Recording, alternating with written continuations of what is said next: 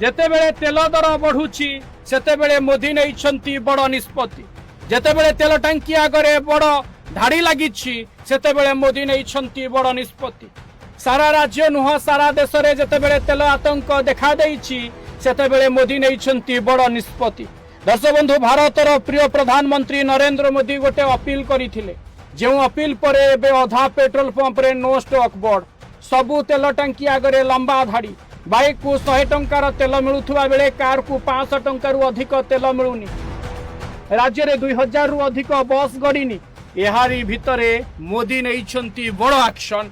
विश्व तैल संकट मध्य मोदी 5 देश गस्त करिसेंती।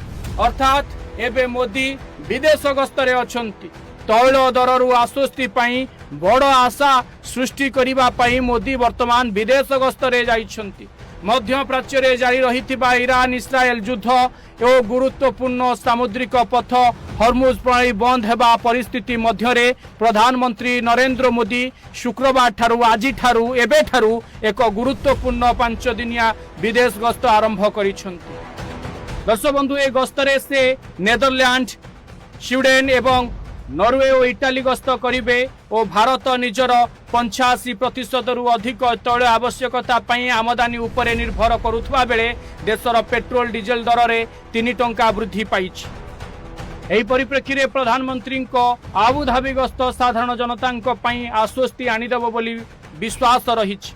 प्रधानमंत्री मोदी आबुधाबी रे यूएई राष्ट्रपति शक्ति सुरक्षा विषय में गंभीर आलोचना करिवे एवं भारत निजर पेट्रोलियम भंडार को विस्तार करने 6.5 MMT दक्षता विशिष्ट 2टी नूतन सुविधा निर्माण करने को योजना करुछि जो यूएई रो सहायता लड़िबो बोली जना पड़ुछि।